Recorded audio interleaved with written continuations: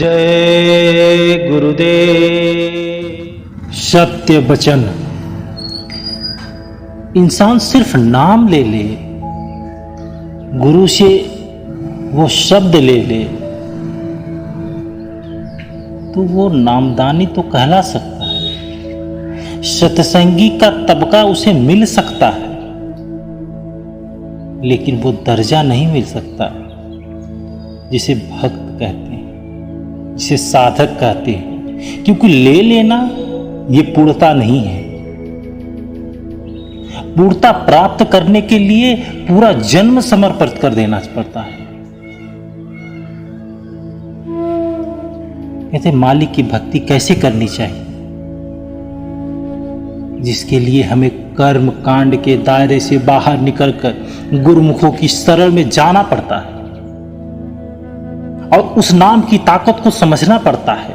नाम की ताकत हमारे भीतर है, जिसके जरिए हम अपने कर्मों का लेखा जोखा इस मानव चोले में ही खत्म कर सकते हैं। इतनी महानता है उसकी। जब मानव जन्म मिला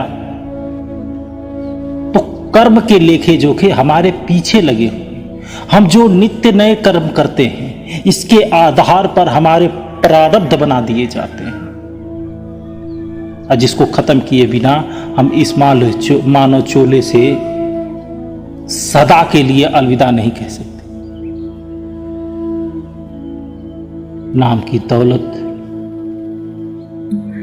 बहुत अमोलक है, इसकी महत्ता को समझना पड़ेगा।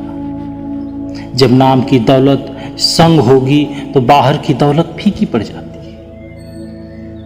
मुक्ति हमें तभी मिलेगी जब हम अंतर्मुख होकर उस धुन को 24 घंटे अपने भीतर बजाने की, इसे सुनने के प्रयास में लग जाएंगे। तभी हम अपने भीतर रस पैदा कर पाएंगे। उन्हें कहा कि कौड़ी के मूल हम इस सांसों को बर्बाद करते हैं। मालिक ने हमें जिस काम के लिए भेजा है, संसार में आकर हम उस लक्ष्य को भूल चुके हैं। हमने मां के गर्भ में क्या प्रार्थना की? गोस्वामी दास जी लिखते हैं कि अब की कृपा करो यही भांति, असब तज भजन करब दिन राति। हे प्रभु, हे परमपिता परमेश्वर, इस बार इस नरक से निकाल दो।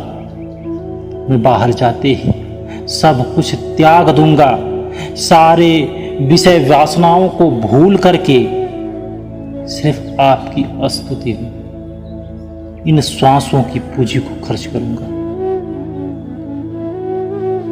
और अब संसार में आकर हमने अपने असली उद्देश्य को भुला दिया।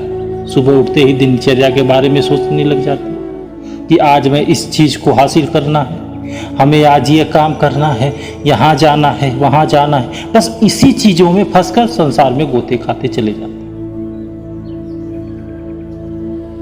हमारी चाहते हिमालय जैसी ऊंची हैं, जो कभी खत्म नहीं होंगी। मालिक ने हमें विवेक की ताकत दी है, सोचने समझने की शक्ति दी है। अगर हम बिना नाम सिमरन के मालिक के पास जाएंगे तो क्या मुंह लेकर जाएंगे?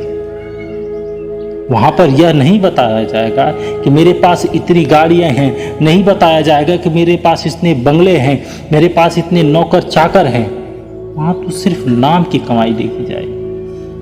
वहां के साधन सिर्फ माहौल बनाने के लिए होते। मालिक हमारे भीतर विराजमान है। हरि का मंदिर कहीं और नहीं, हमारे अंदर मौजूद है। सिर्फ नाम की कमाई देखी जाएगी और कुछ नहीं देखा जाएगा। जय गुरुदेव।